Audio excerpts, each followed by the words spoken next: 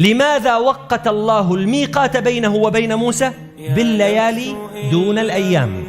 قالوا الجواب على ذلك أن موسى كان ينقطع إلى الله في العبادة، فعندما يتكلم القرآن عن العبادة والمناجاة والتبتل يناسب ذكر الليل الذي هو محل تنزل العطايا، محل تنزل الرحمات، محل المناجاة للصالحين. الصالحون يحنون إلى الليل كما تحن الطيور إلى أوكارها. نحن الله يتوب علينا جميعا، منا من لا يقوم الليل إلا في رمضان، منا من لا يعرف النافلة إلا في رمضان.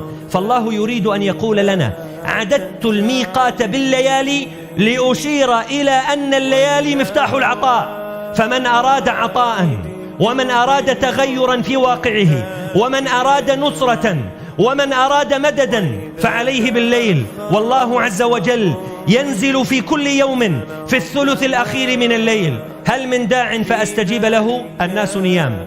هل من مستنصر فأنصره؟ الناس نيام. على من تنادي يا رب؟ الناس نائمون. هذا وقت تنزل العطايا. فالله عز وجل يقول قوموا في الليل، انصبوا أقدامكم، وجهوا وجوهكم، ناجوني بكلامي، تملقوا إلي بإنعامي، فهم بين متأوه وشاكي وبين صارخ وباكي. إذا جن عليهم الليل نصبوا إلي أقدامهم، وجهوا إلي وجوههم. فالليل موعد لقاء الحبيب بحبيبه جل جلاله. الليل موعد اتصال المحدود بالمطلق جل جلاله، موعد اتصال المتناهي باللا متناهي جل جلاله، موعد اتصال الضعيف بالقوة المطلقة والعظمة المطلقة والعطاء المطلق. فلا نضيع أيها الإخوة الكرام ليالينا أشبارا وأفتارا، لا نضيع ليالينا بقضاء أوقات نبتعد فيها كل البعد عن الله عز وجل. فمن أراد التغيير فعليه بالليل.